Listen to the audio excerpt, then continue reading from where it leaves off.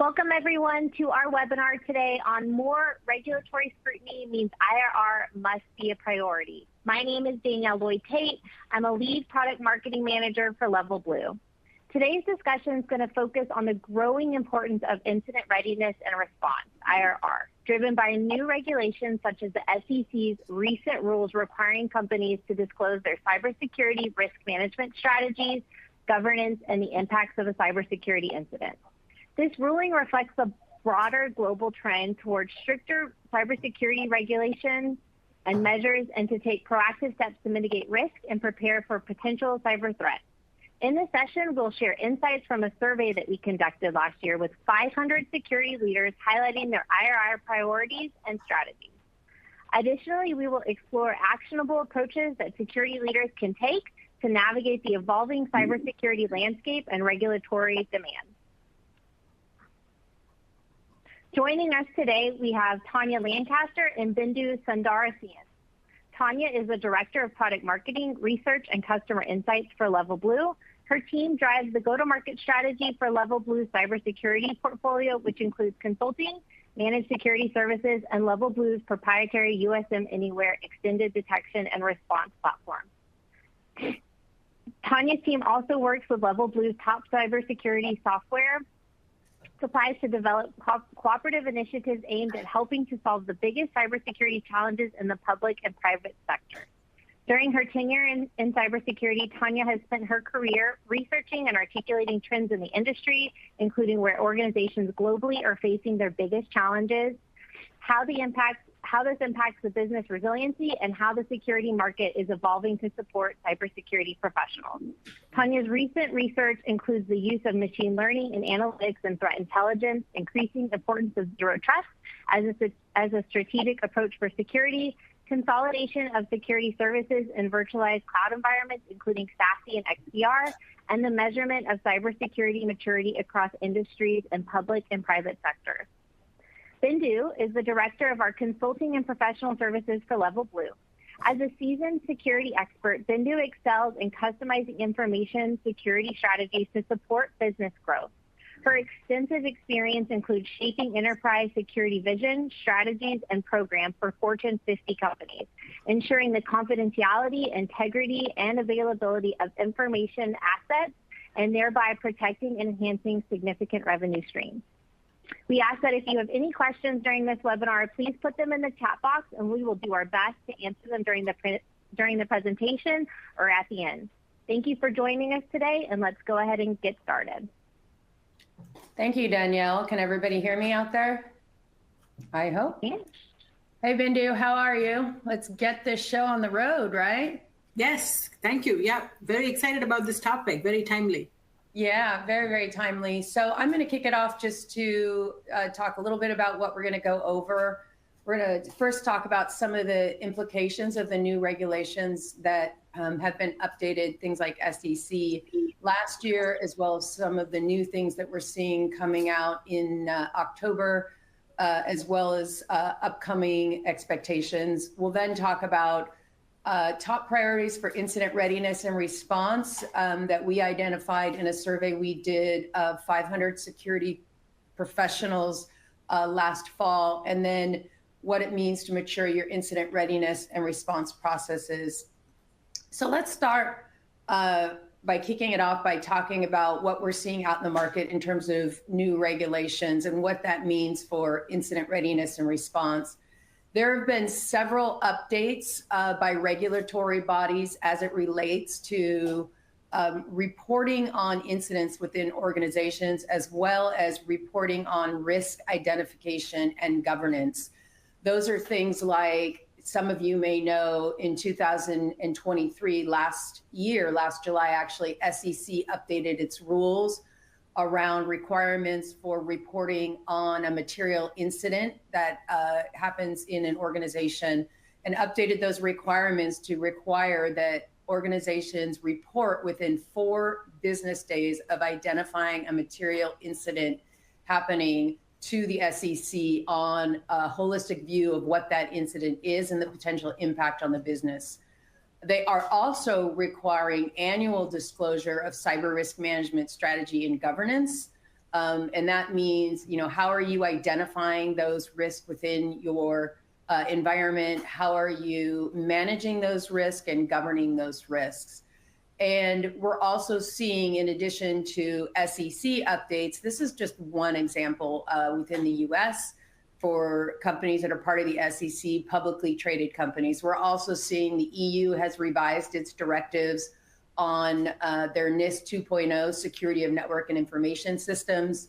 Those updates are requiring organizations to meet their obligations by October 18th of this year.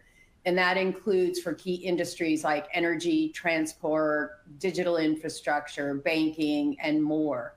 And those requirements are very similar to what the SEC is requiring in terms of reporting on risk and reporting on incidents. But these are not just the only two regulatory bodies that we're seeing push increased regulations. Bindu, what are you seeing in terms of, what are you thinking in terms of the future as we think about what the regulatory bodies globally, whether it be state governments, regional governments, countries, are we expecting that we're going to see more regulatory bodies coming out with additional, more strict regulations? Are they going to be on par with what we're seeing from the SEC and the EU? What are your thoughts on that? Yeah, so we are definitely seeing a growing trend towards increasing regulations. And it's not just about incident reporting, right? It's all about incident and risk reporting. So if you think about how the landscape has changed for us, today, if you think about a cyber risk, that's become much more intertwined with the business risk, right? So which means that we're going to see more global regulations that will mirror the SEC and the NIS 2.0, both in terms of transparency as well as increased accountability, right? So we're going to see greater emphasis on what we call the rapid disclosure of material incidents, right? So it's not just about that 4-day reporting window. It's about making sure you're able to report on that disclosure and then report on the fact that you are actually demonstrating risk management practices, right? So if you trace back, regulations over time and you think about the big GDPR that came with that 72-hour window, we also saw across the globe, pretty much every country and then states within countries started to sort of follow through with the, privacy acts and, being able to really focus on shareholder value from the point of view of transparency. Hey, if I need to make an investment in a company, a brand, I need to know that they're doing everything right from a risk management standpoint. And one of the fundamentals way of understanding what they're doing from that risk management framework is to know when they have a breach. And we all know it is about when and not if. It is not just about reporting that. It's about reporting what your response capabilities looked like, right? What was your risk management framework? What did your readiness posture look like? Which is why we're really talking about, increased scrutiny. But at the same time, this is, again, lending itself well, not to this whole, hey, I'm just going to do everything so that a breach does not happen, right? Because if that was the case, they will not have regulations about incident and risk reporting. So to answer your question, we're going to see more of this. It's going to mirror what we've already seen. It's going to get more and more prescriptive in terms of what they want to see from a risk management view. But it's going to get less and less prescriptive in terms of what is considered material, because what is material is very, very pertinent to your type of organization and, what type of a breach occurred, right? So we're not going to see, prescriptive guidance on what you should consider material, but you're going to see more prescriptive guidance on how you should be ready for this.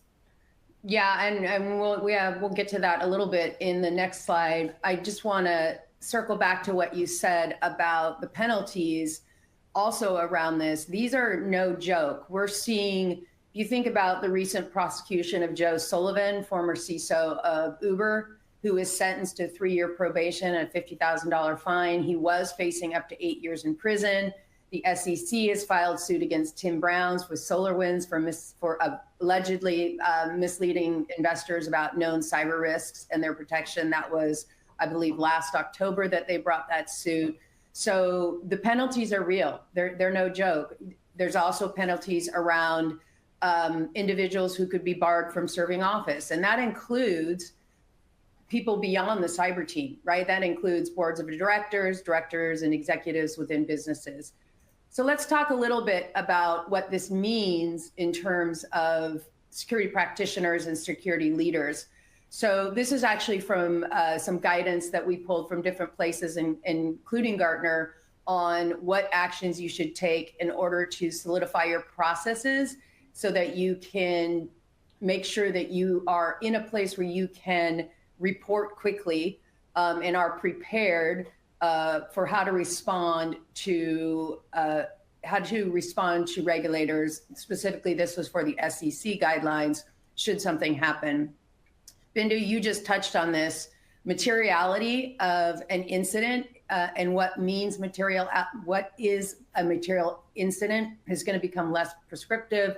But really, the guidance from Gartner is that should be conducted, determining what is a material incident should be conducted by those who are responsible for SEC disclosures in cooperation with the security team. So this is not a decision that is made in isolation. And again, it goes back to what you said earlier, that this is becoming, it's continuing to move security from the basement to the boardroom.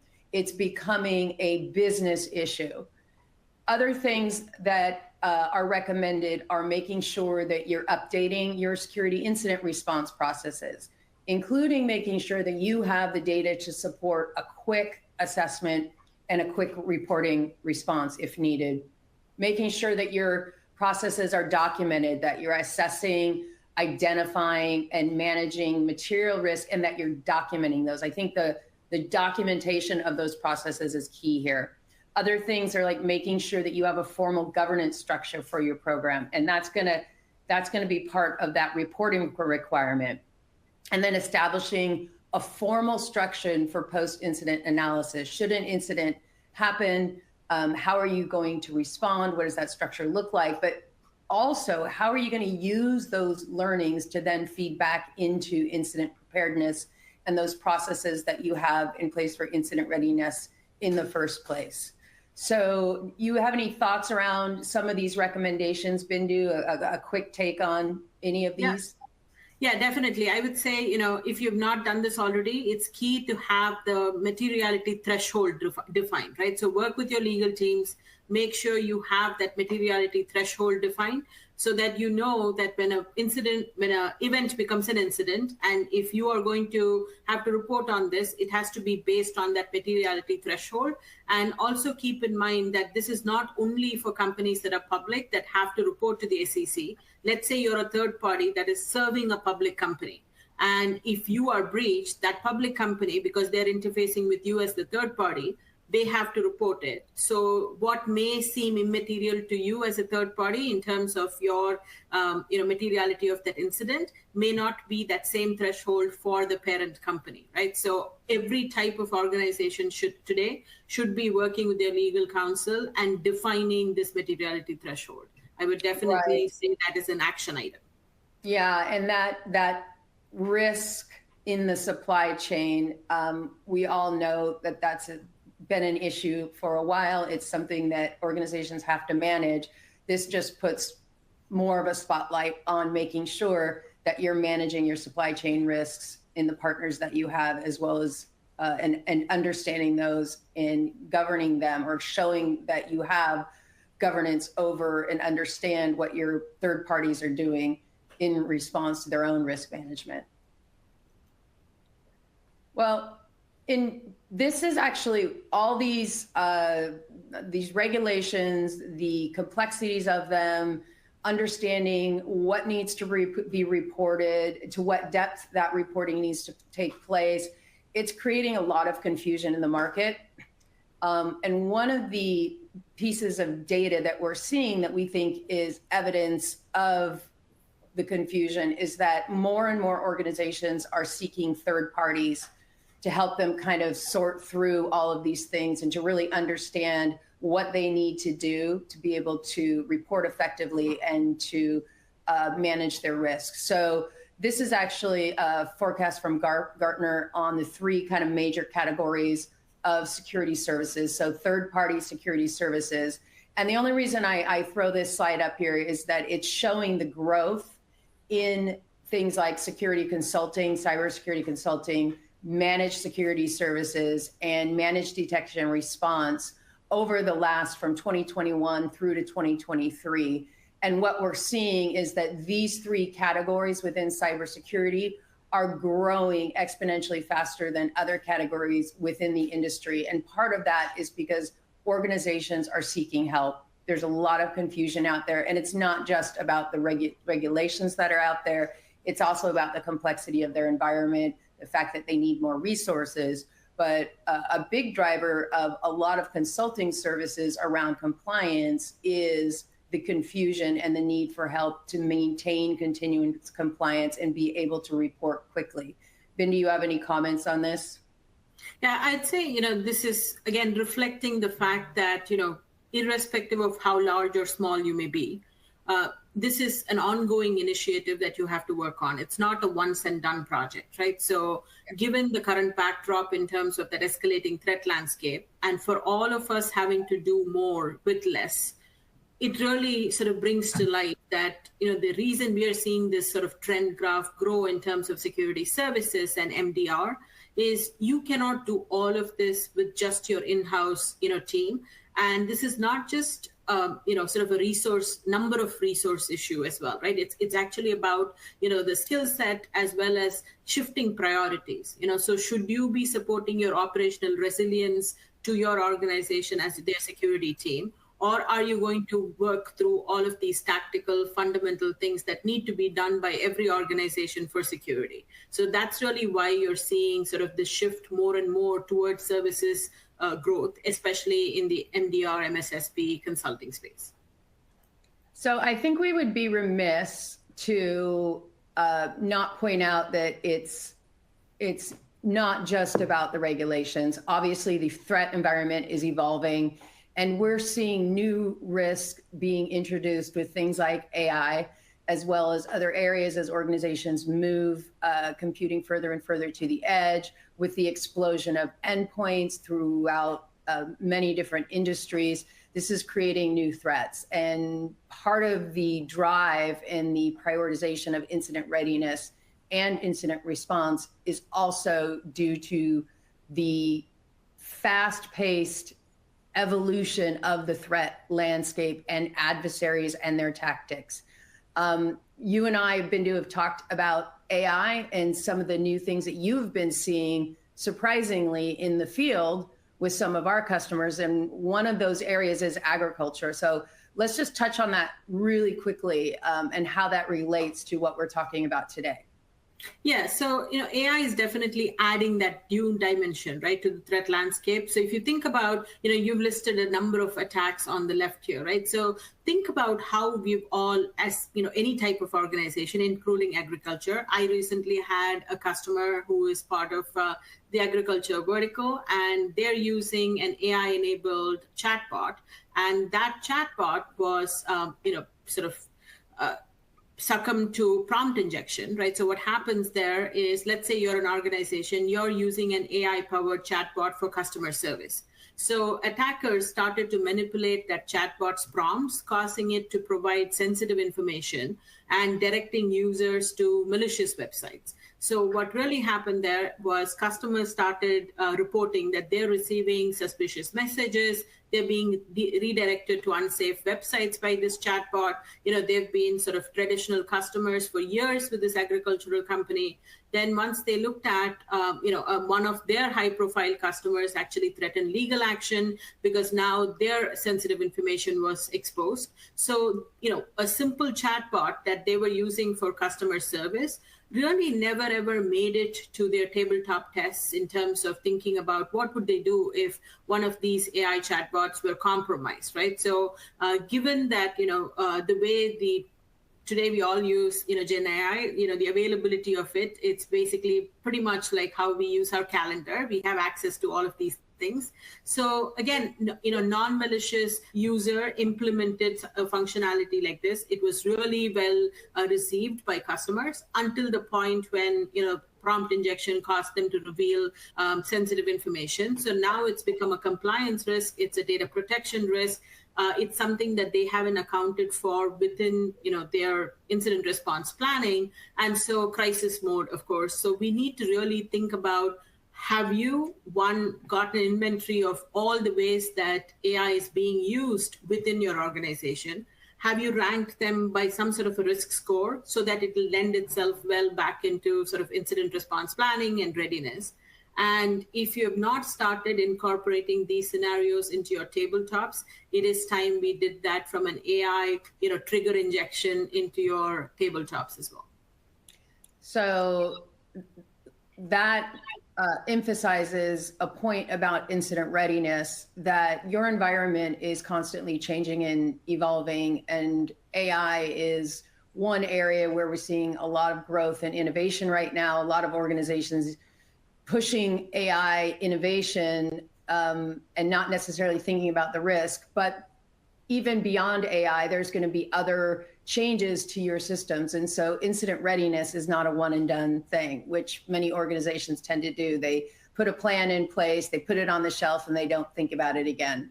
So the point being that this needs to be something that is continuously reviewed. People also leave the organization, right? And so those plans need to be continuously reviewed and updated. So don't create them, put them on the shelf, but make sure that you're constantly reviewing them as your landscape changes.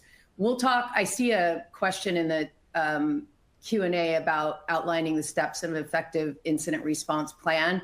We have a slide at the end that I think Bindu will speak to that. I also see somebody says the link to the white paper is broken, so maybe we can get that fixed, but everybody on this, everybody watching the webinar will get a copy of the white paper after.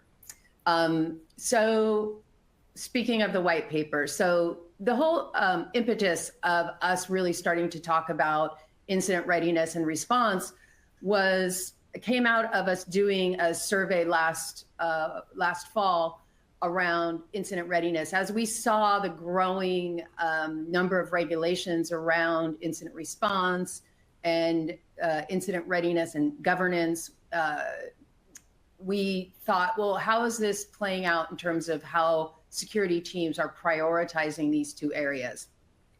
And so we put out a survey, again, 500 security professionals.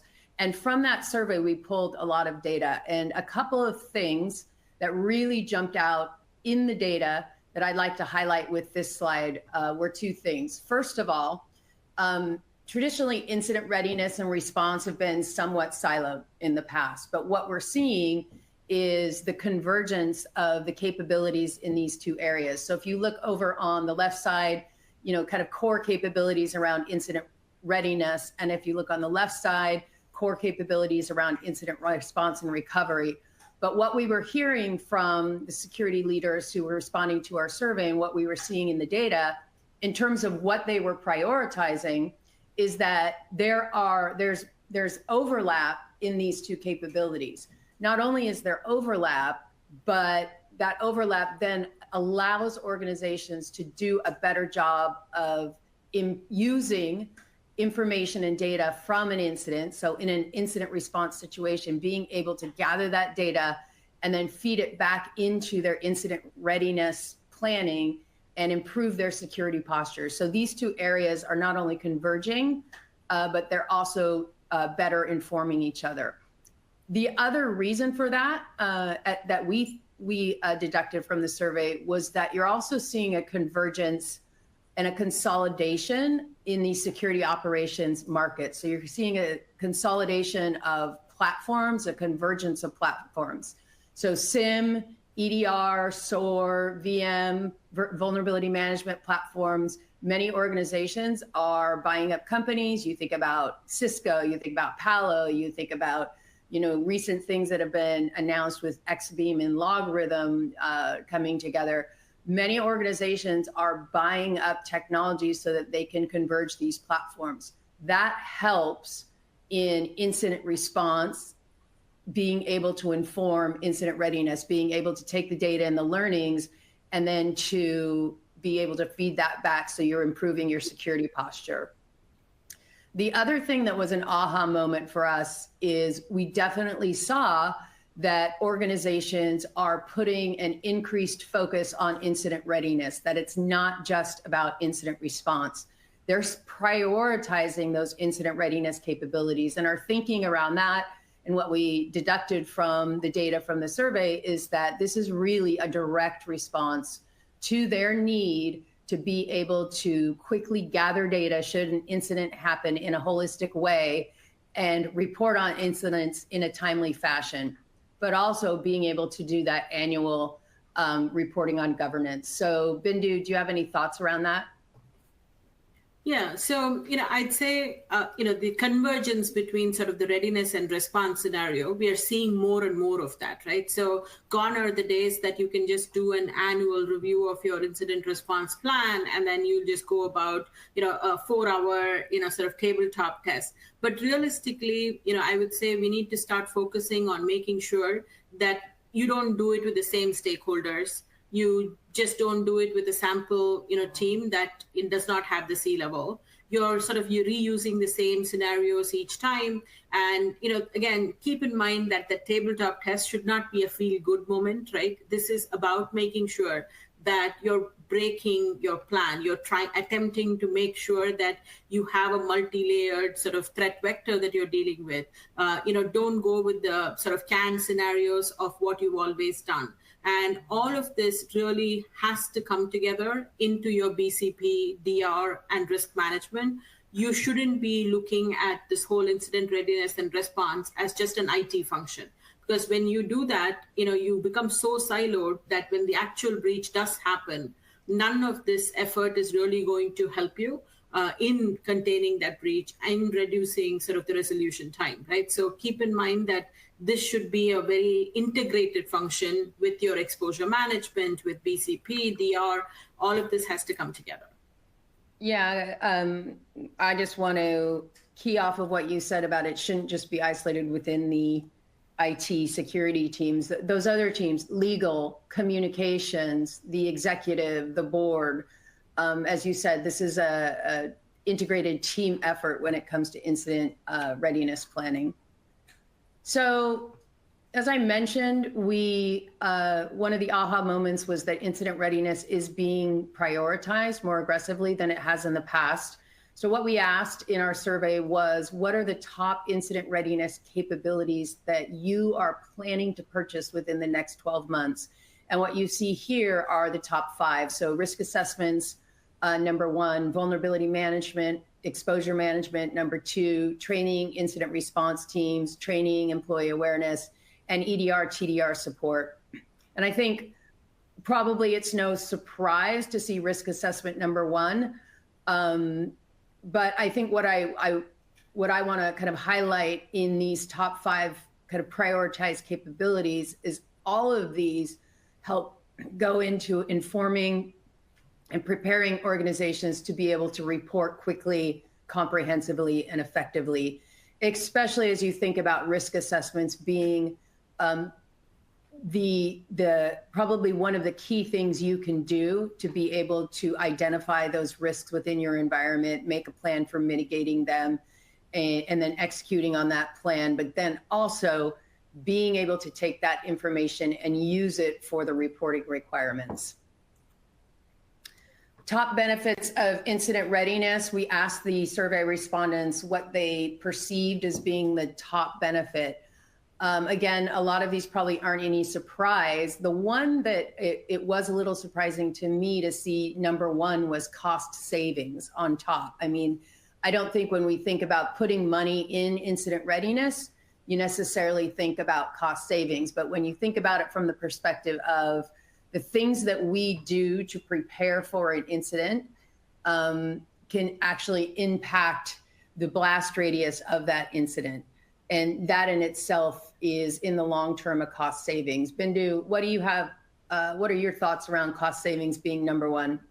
Yeah, I think this is definitely surprising to some, but when you think about the key factor, right?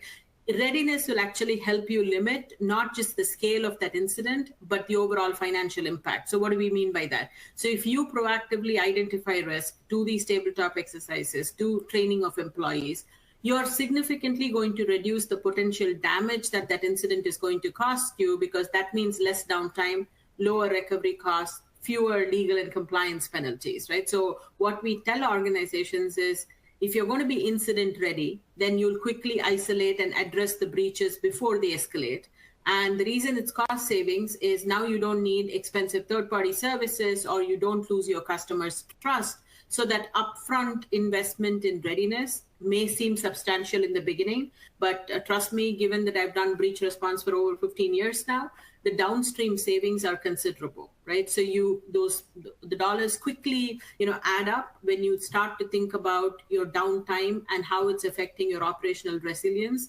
And the fact, you all read studies there, right? A company that gets breached, within 3 months, you see significant financial impact, and the upfront dollar may have that sticker shock, but really post-breach, it's a lot more expensive to recover. So truly cost savings when you do incident readiness and response. All right, so top incident response capabilities. We asked the same question of organizations. What are you prioritizing to purchase in the next 12 months as it relates to incident response? Incident recovery, probably no surprise, it's number one.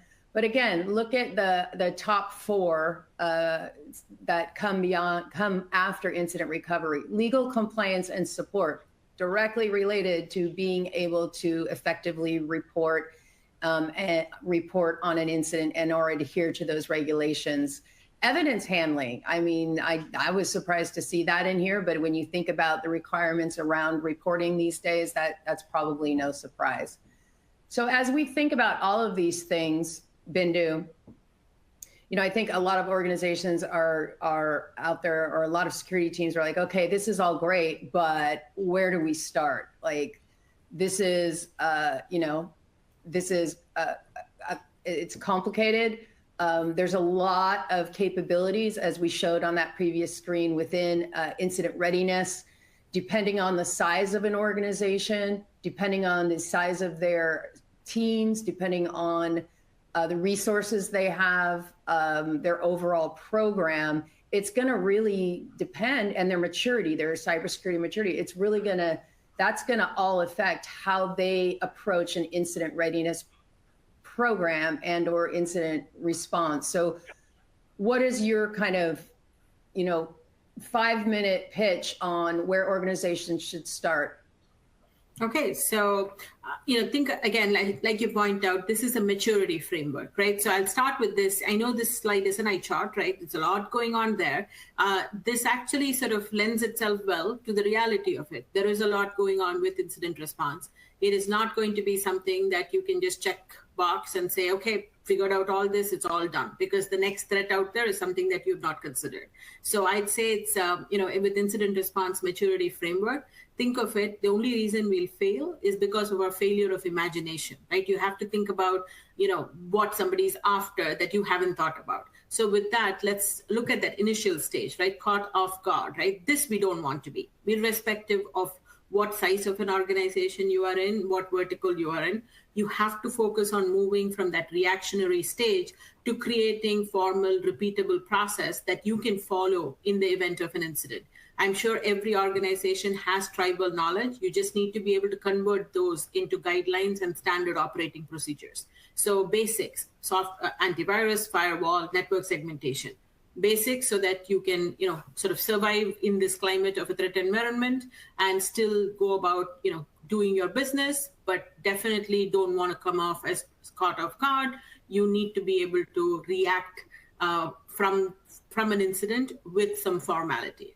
The next stage, following documented process. So if you think about it here, right, you now have published plans, you've communicated it across your teams, you have tools, let's say, like endpoint detection and response, you may have an IDS, IPS, all of these are there. So now you actually start to move towards a structured approach. Now you have a plan, you've created that plan using previously documented processes, let's say, you have a standard playbook of dealing with various incidents. So, and most likely you've come across some event that has become an incident. So you sort of know the lay of the land in terms of what is needed to be done, right? The next stage is like sort of the define stage. So now you'll have procedures and you'll be trained on it. You probably have a bunch of, vulnerability management tools, endpoint protection platforms. You'll have a SIM solution mostly in place. And, you have gone from that basic playbook stage to actively sort of working on your incident response by learning from your previous incidents. The ideal stage should be, most organizations are probably in that stage 3. The ideal stage would be to work towards the 4 and 5. And the reason I say this, right? So you'll think about organizations that are in that measured stage. They're actually focused on improving their response capabilities, and they have specific metrics defined. They're continuously monitoring. So, we get asked questions like, how do I know that the threat actor has left my environment, for example?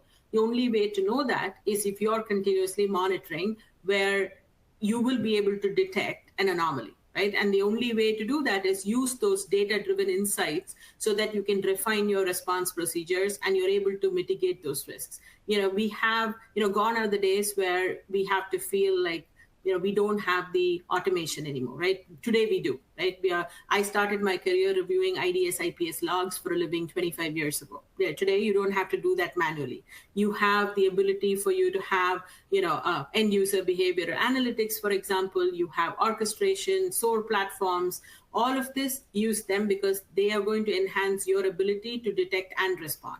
And the ideal stage is that optimized stage where I'd say, all of these tools, and we've come across a number of organizations that approach this. I call it, sort of that product fever, where you want to buy everything on the quadrant right of any sort of analyst report, and you want to be able to get all of those automation capabilities, the advanced tools.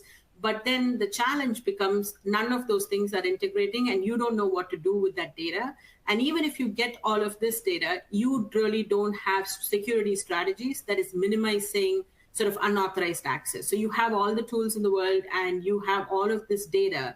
You don't have enough people to process that, and you've really never tested the resilience of your organization. So the goal, I think, as you look at this slide, think about how you want to progress through these maturity levels. And you will not be at a stage 5 for every type of incident. I want to qualify that as well. So today I just spoke about, sort of an injection attack, right, with AI. And, you might not be ready for, one of the learning models being used within your organization and how, let's say, it's going to lead to a privacy breach. Your current incident response plan may not have accounted for all of that. So you may not be at a stage 5 for those. But the goal is you want to have sort of this maturity curve, and you want to be adaptable and sort of go up this maturity curve in terms of a resilient incident response. I think I'm at my 5-minute mark. I'll stop there. Yeah, so I just want to add to what you've said in terms of the tool alignment. I look at this list and there are a ton of different tools. I mean, there's quite a few here, not a ton. There's quite a few different tools here. If I'm a mid-sized organization, if I'm a small enterprise, I may not have the team or the resources to implement all of these with what I have. And that becomes very daunting to me. And I think that's also why you see service providers stepping in more and more. You may not have all these tools, but I guarantee you if you're working with the right service provider, they do. And they have the training on them. So sometimes it becomes a better decision to bring in a third party to help you with this, to not just to get help getting started, even on things like risk assessments and other things, understanding the regulations, understanding what you need to do to ensure you're in compliance, but also just managing through a lot of the tooling and the alignment that needs to happen there. So with that, Bindu, that was my closing statement. I don't know, do you have any final thoughts as we close out the webinar and take some questions if there are any? Sure. I'll close it with this and then take the questions. So keep in mind that, as Tanya pointed out today, you don't have to feel like this is something that there is no solution for. The complexity is increasing and I don't know what to do about it, right?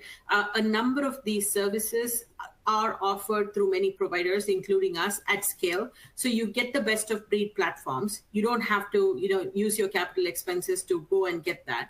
Then you also get the talent to be able to help you go through this. You know your business first, right? Best. And we can actually help you from the security side of the house to be able to improve a lot of this. And, today as a security practitioner, I can tell you this, we asked for a seat at the table as CISOs, right? We've asked that this is not an IT problem. This truly is a business issue. And we've gotten that seat now, right? So we have the visibility now. Boards want to know from us. But at the end of the day, we need to get our fundamentals done right so that we can mature. So, talk to us about helping you with your incident response planning, doing those tabletop testing for you, helping you sort of mature up the curve, whether it is, working with you on your strategy for AI-related threats or, doing, advanced penetration testing for you, right? Like red teaming, purple teaming. So, we are able to service you in those ways, and actually getting a third party to do these for you outside of just a compliance measure truly will help your team sort of mature up in terms of these planning initiatives, right? So I'd say that's my sort of final closing there, and then we'll take some questions. Yeah, Danielle, why don't you read one or two questions before we close out? I know there are questions on the white paper. We will be sending that out to everybody who's attended the webinar, so we'll make sure you guys get that. Yeah, and I've made sure, I think there's been two people. I've made sure to respond to you guys with the link. Sorry, I must have pasted wrong in our resource center, but you should have that new link. And again, like Tanya said, we'll update it as well afterwards so everyone on here has access. Okay, so let's look at some of the questions that have been pinged to me. So it looks like the first one that I have is, how do we ensure that the threat is fully eradicated from our systems? I think Bindu answered that earlier. Yeah, you just go ahead, Bindu. I'll let you jump in. Yeah. So basically, you have to have the ability to be continuously monitoring, right? So whatever attack took place in the first place, after you've done your cleanup and you made sure that you've gone back and closed whatever vulnerability or gap was there, it is about continuous monitoring, right? And the other thing I would tell you is, you might think that the threat actor, let's say, impacted one of your systems or, certain segments of your network, but you don't know that for sure until you're continuously monitoring to be able to see if there is activity there. So, no easy answer there. Yeah.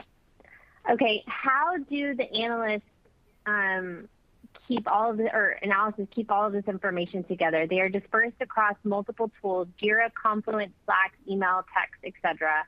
If there is a need for disclosure, how are they going to pull all of this together?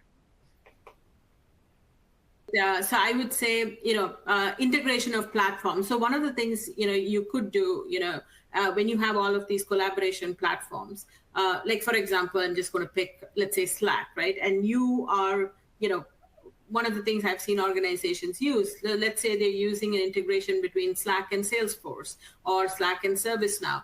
They would keep all of the related artifacts as a case that is tied to an event so that they're able to pull it from that. So use the integration capabilities of your tools and go towards an integrated platform, especially when you're working sort of incidents and incident response scenarios. And you should test this as part of your life cycle when you go through your planning, when you go through your tabletops. I would say try this with your tabletop as you're documenting how you're responding to an incident during your tabletop. Use that integration available to be able to pull all of this into one dashboard and keep that artifact there. Awesome.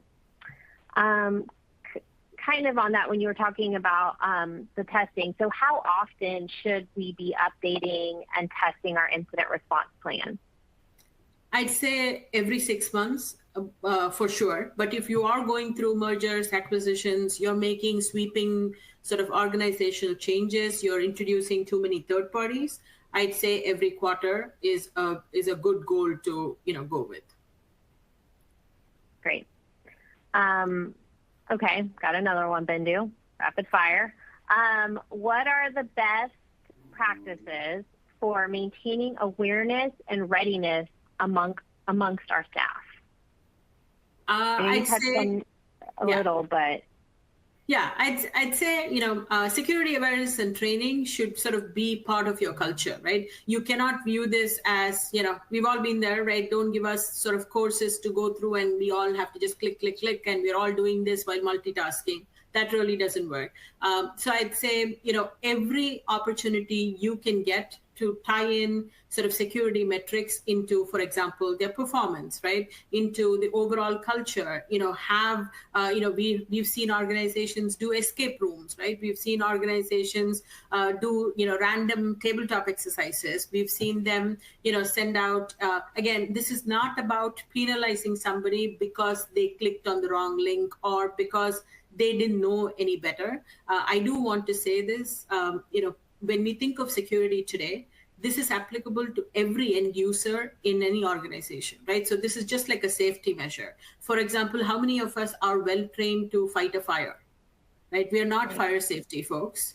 So clearly, I don't know how to do that. Similarly, every organization has users that may not be cyber savvy. So I'd say, anything you can do to up that awareness in terms of having, team events, interactions between, folks from the IT team. And actually, I'd say role play, right? I found this to be very effective. Put yourselves in the shoes of a procurement person or put yourself in, like an HR, rep, right? So, if you have to do their day job and you have to think about what they're, sort of going through, would you not click on a PDF document that says invoice? Chances are you will, because it's part of your job function. Would you not respond when somebody says this is an alternate PO arrangement, this is where you need to send all the information to? Or on that day, will you be like, oh no, this might be something that's, odd? No, right? So you have to make it about culture. You have to make it about impacts that they are having on your organization. So I would say each of us, like if you walk into a room and you ask somebody who's responsible for security, the best type of an organization will be where folks outside of the IT team are raising their hands. So that's my best answer. Are you there yet? Right? Would you be able to say that about your organization? That's the goal, right? Everybody should feel empowered and responsible for security within the org. All right, Awesome. So I think we are a little over time, and I apologize for, we're in a state of people working from home as I do, and you probably heard little dogs barking in the back. The postman came, so I apologize for that. But we have one last question that I think is a good one to close on. I have a general question. Najib says, what is LevelBlue's relationship to AT&T? Najib, thanks for asking that. So we are the former cybersecurity division of AT&T, which we have been around as a group for more than 30 years in security services. And we are now, LevelBlue was formed out of that cybersecurity group, and we are now an independent organization with AT&T as a minority shareholder in LevelBlue. We maintain all the same services that we had prior to becoming LevelBlue. So that includes all of our cybersecurity consulting services, all of our managed network security services, and our full suite of MDR. So we appreciate that question. We are very excited to have you guys all join us today. And we have a white paper. If you haven't already gotten to it from the link, we'll be sending it out to you. The white paper is just a more detailed articulation of the data that we got from our research last year, and it's a great read through. With that, I'll pass it back to you, Danielle, and we'll say goodbye. Awesome. Thank you, guys. Thanks, Tanya and Bindu, for the insightful webinar. We thank you so much to all the attendees today. Great questions in the chat. There were a few that we didn't get to, so we will make sure that we follow up with you with the answer. Again, thanks for joining us, and we will see you on our future webinars. Have a great day, everybody.